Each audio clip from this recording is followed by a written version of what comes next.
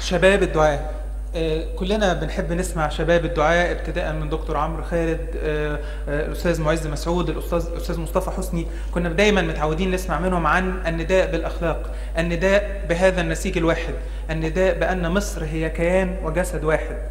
شباب الدعاء كان ليهم دور إيجابي جدا، نزلوا ميدان التحرير وكانوا متواجدين معايا ومعاك ومع كل مواطن مصري، مش عشان يتكلموا في حاجة غير مصر، بيتنا، بتاعتنا، مش بتاعت حد تاني. اسمحوا لنا يكون معانا الأستاذ الداعية الأستاذ مصطفى حسني ليلقي كلمته.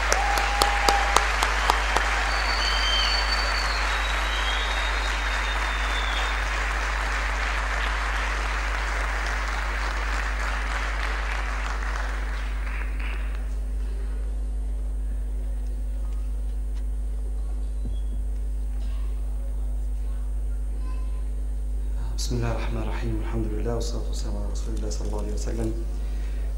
مش دايما الإنسان لما بيقف قدام الميكروفون بيبقى عنده حاجة في قلبه يقولها، فأنا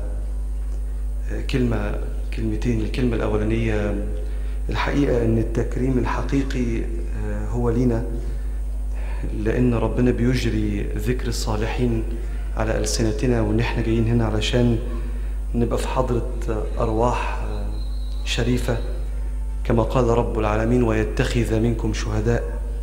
فالتكريم الحقيقي لينا إحنا وليس للشهداء.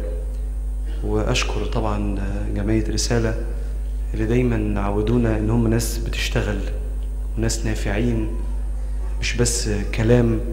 أنا قبل ما أجي كان الشارع بتاعنا بيتنظف، بيتزرع وبيدهن، وكان من شباب رسالة اللي ممكن يكونوا مش موجودين وسطنا دلوقتي.